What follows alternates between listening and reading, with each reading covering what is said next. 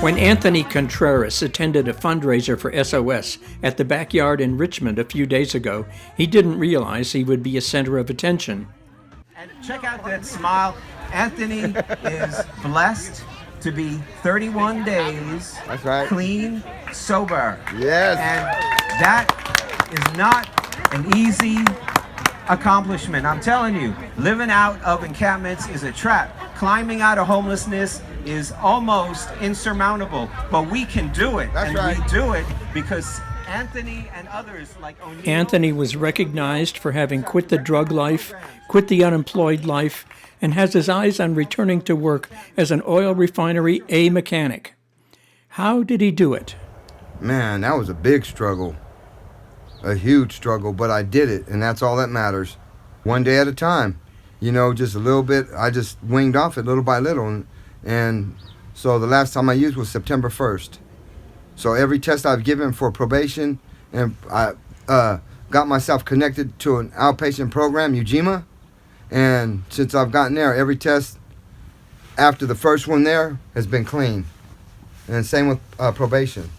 What changed for me was I was tired of being miserable, so I decided to get clean. During a long period of homelessness, Anthony was a heavy drug user. Uppers, downers, all arounders, it didn't even matter. But my drug of choice was marijuana. Methamphetamine was another big one, but Anthony gives SOS a lot of credit for his success. they loved me before I was able to love myself because I was in a downward spiral. And I saw all the wonderful things and, you know, how what they were doing for me. They were doing for me what I could not do for myself, man.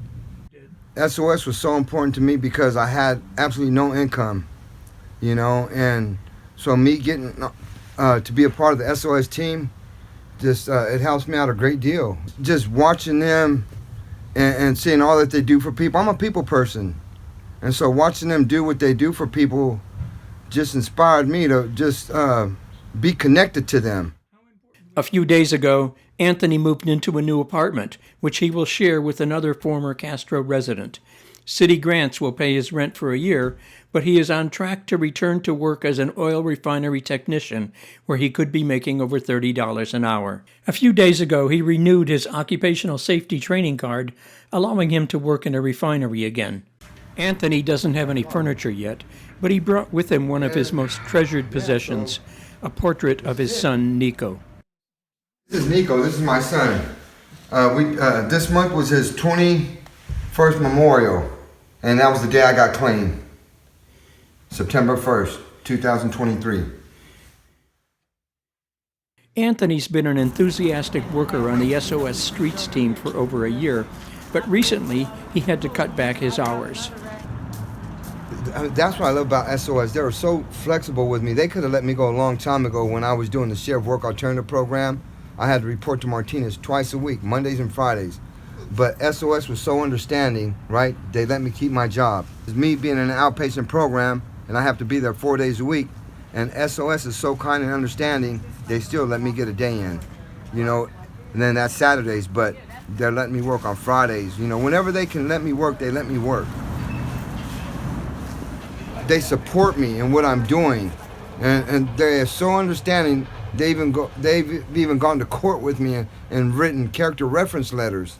It just made me want to just help myself and love myself, because they were loving me when I couldn't even love myself. I owe it to myself, though. You know, I owe myself to get right. You know, so I don't get left. You know. How old are you? I live in Tennessee. Tennessee. All right. Yep. I was just sharing with him how Friends and family have also been supportive of Anthony's determination to rebuild his life. As we wound up our interview, he got a call from a childhood friend he hadn't seen in nearly 4 decades.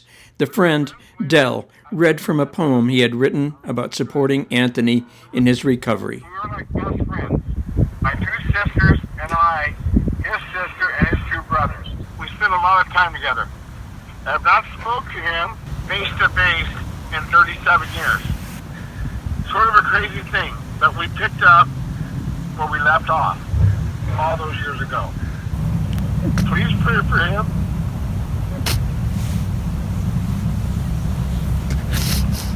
As I will be praying for him also and talking to him every 2 days. after all these years. He's still my brother.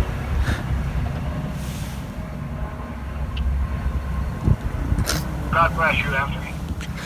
Likewise, Dale. That's what I wrote. Man, that's great, man. I appreciate that, Dale. You bet. Man, I'm so glad I reached out, and I'm so glad that you answered your phone. Later that day, a truck arrived with the furniture for Anthony's new home.